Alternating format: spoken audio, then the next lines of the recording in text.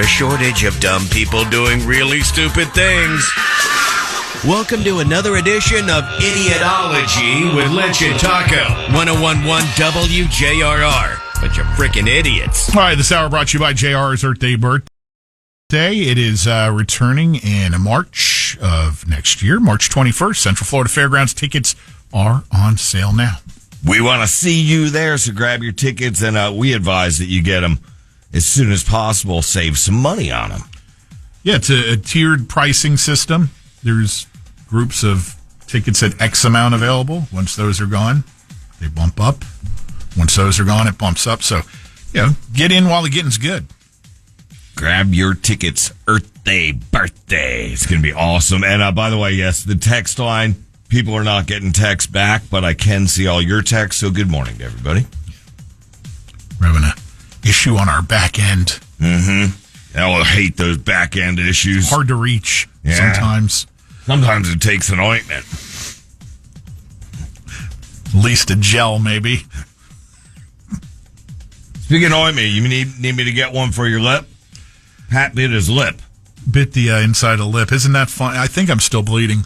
Now, did you get the inside upper lip or cheek? Inside upper lip. Okay, that's way better than cheek, man. Because you know what cheek You always does. rebite the cheek. Holy balls. Yeah. Oh. And to think I was eating an apple at the time. A somewhat healthy food. And I injure myself. Mouth injury. Mm-hmm. That's how the morning started. But we're going to be all right. I would imagine. That's the worst of my problems, doing all right. Some air travel adventures to share with you as we close in on, the busiest air travel time of year. This past weekend, someone managed to get through security at the airport in Portland and onto a plane that was bound to Salt Lake City with a meat cleaver. Seriously? Yes. Wow. Now, fortunately, it was discovered before the plane took off, and were they a chef?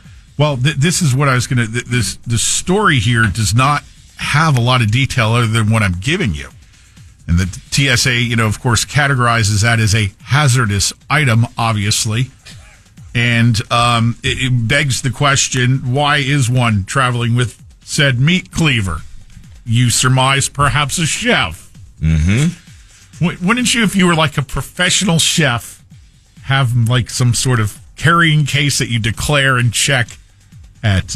Yeah, they have a kit. Yeah. I remember from my restaurant days, it was like this thing that you unfolded. It was like a material, kind of like a really sturdy cloth. Yeah. So that it didn't affect the blades, but it also didn't cut through. Right. Man, if they brought you your in-flight meal, well, I guess you'd have to be doing first class to get that. But still, if they brought you the in-flight meal. I don't know if they're doing an in-flight meal on a flight from Portland to Salt Lake City. Who's overthinking things? So, they bring the in-flight meal, person next to you sitting there, with their little cutlery. Right. You bust out a meat cleaver. Yeah. Oh, yeah. So this little incident caused the entire plane to have to be disembarked and everybody rechecked through security, causing a lengthy delay, which brings me to this. Which, with all the troubles going on right now, come on. Exactly. Then there was this JetBlue flight out of Boston that was bound for Tampa. Mm-hmm.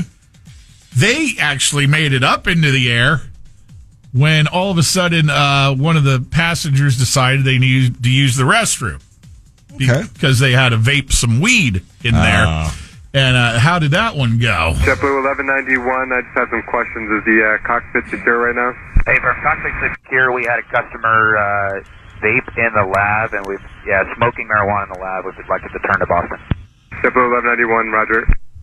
For JetBlue 1191, we had a security issue on with a passenger, mostly a disturbance. They were smoking marijuana. Our crew inhaled it, and now we're overweight landing. So that's the main reason for the emergency. The pilot declared an emergency and turned the plane around and returned to Boston, and everybody had to get off. What is overweight? What was that? That very last part, did you hear him? He said, and now we're, like, the employees The flight crew inhaled it. Yeah. And now we're overweight? They just go on a binge? Bust out the meat cleavers and get after all them in-flight meals? Would you, if you were another passenger on I'd this kill plane, him. want to just kill this guy? Yes. There's no doubt about it. It's like, man. I mean, I remember back in the day having a cig in the lavatory and being like, and hovering Did right you over. really actually do that? Yeah. Really? Yeah. I mean, it was right after they stopped the you could smoke on planes thing.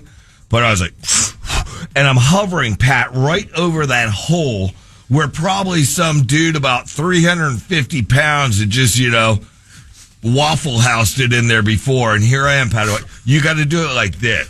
Don't do it, period, now, people. But here's what you did. Here's the hole, right? And you hold it where it's going, and you're going, and then right in. Yeah, you knew I did that. You know that, though, these days. You remember me vaping on the way to Ireland, that flight we did to Jameson in Ireland? Yeah. I didn't, well, it wasn't, they hadn't deemed it illegal as of then yet. Well, for prohibiting it on a flight, right? Yeah. But these days, with so few people actually smoking, if you smoke, that's fine. We're not judging you. You're an adult. Whatever you want to do. But man, somebody lights up a cig in a place where you're not allowed to light up a cig. You smell it. It is immediate because, you used to just be accustomed to having that scent around most places. And now we've become accustomed to not having it around. And when it's there, it's like, holy crap. Yep. I smell it in the parking lot honestly, I'll smell it from 30, 50 feet away. Right. Somebody around here smoking. There it is. Which is cool. Again, we're not dogging smoking. If you do, totally fine. I did for years. I mean, it's got to the point where, the other morning, was walking the dog. Somebody said fuel is the reason for being overweight, Pat. I guess. Okay. Yeah. So you're walking the dog. Walking the dog, it's 6 o'clock in the morning. Hell yeah, morning cig, dude. Right. And I'm looking. Dude, it was like 6 houses up. Mm-hmm. It had wafted over. I'm like, that's incredible. With somebody on their back porch having that cup of Joe. Dude sitting down in front of his garage. Yeah. And finally, there's this. I used to love those days.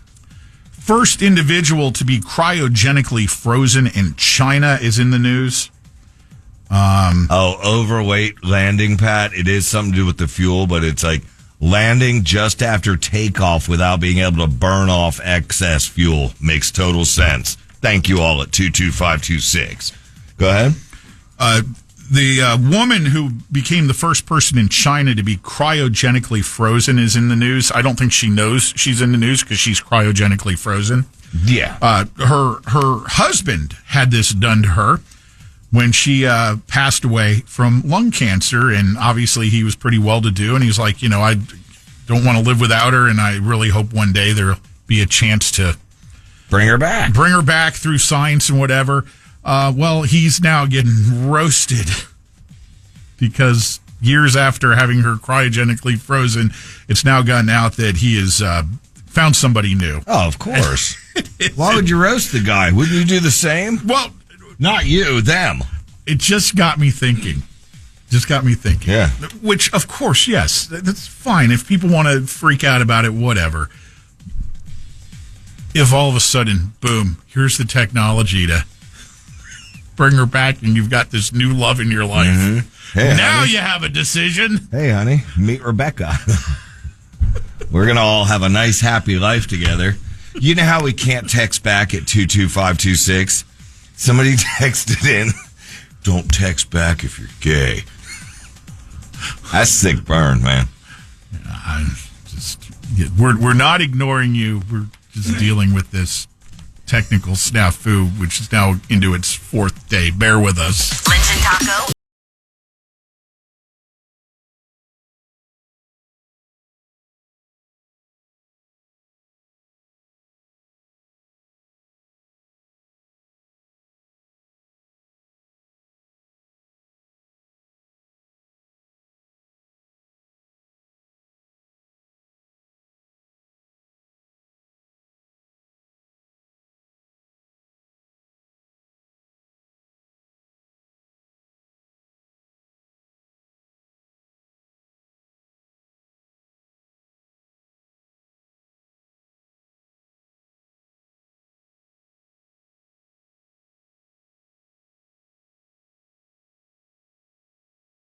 On demand. Download the iHeartRadio app.